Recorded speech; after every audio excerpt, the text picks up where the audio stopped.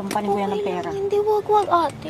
Girl, pinapastos tayo eh. I-record mo yung mukha niya, ipopost ko yung g***ng yan. Sinigawan si Mona. Bawal. Okay lang ate, wag. Muling hinangaan ng mga netizens ang magkapatid na Ivana Alawi at Mona Alawi dahil sa latest vlog ng mga ito kahapon, September 5, 2023, kung saan kinakabahang pinipigilan ni Mona si Ivana habang nakikipag-away ito sa kalsada bilang parte ng kanyang prank. Nagdiwang kasi ng ika-19 na kaarawan si Mona nitong nagdaang August at bilang regalo ng ate niyang si Ivana ay binilhan siya nito ng isang brand new car. Ayon kay Ivana, balik eskwela na raw kasi si Mona at nangihiram lamang umano ito ng sasakyan bilang service niya papuntang eskwelahan. Kaya ngayong nasa tamang edad na at masipag din naman umano itong mag-aral ay hindi na siya nagdalawang isip pa na bilhan na ito ng sariling sasakyan. Ngunit bago nga ang malaking sorpresa, tila bumalik ang pagiging prankster ni Ivana nang nakaisip ito ng matinding prank kay Mona bago niya ibigay ang kanyang regalo.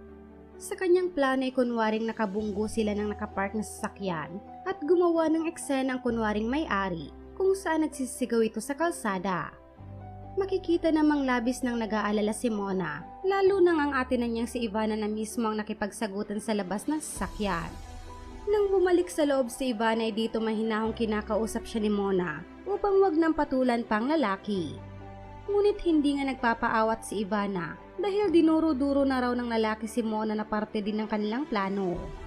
Kinahangaan din ng mga netizens ang reaksyon ni Mona nang sabihin ni Ivana na sasampalin niya ng perang lalaki at ipopost niya sa social media ang mukha nito.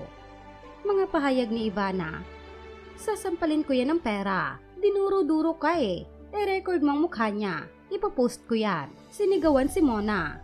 Kagad na pakiusap naman ni Mona, "Hoy bawal, okay lang ako ate, wag, ayusin na lang muna ng usap or something. Kesa i-post tapos mamaya, mano ka pa in trouble, wag mong patulan." Samantala, nang lumabas na din si Mona at mas tumitindi pa ang tensyon, ibinunyag na rin nilang prank ang lahat, sabay bigay ng susi ng sasakyan kay Mona. Sa tinding takot at pangamba naman, ay hindi na napigilan ni Mona ang umiyak dahil akala niya raw talaga tuluyan ang makikipag-away si Ivana at susugurin si kuya at hindi niya raw alam ang gagawin niya kung sakali. Sa kabilang dako, tila hindi rin siya makapaniwala sa regalo ni Ivana sa kanya at katulad ng dati ay nagdadalawang isip siyang tanggapin ito dahil napakalaking halaga raw ng sasakyan at hindi niya raw alam kung paano ito tanggapin dahil hindi niya raw alam kung anong nagawa niya para maging deserving siya sa regalong yun. Mga pahayag pa ni Mona, "Sobra-sobra to, parang hindi ko alam kung paano tanggapin. Ewan ko kung anong ginawa ko to deserve you guys. And it's too much. You guys are enough.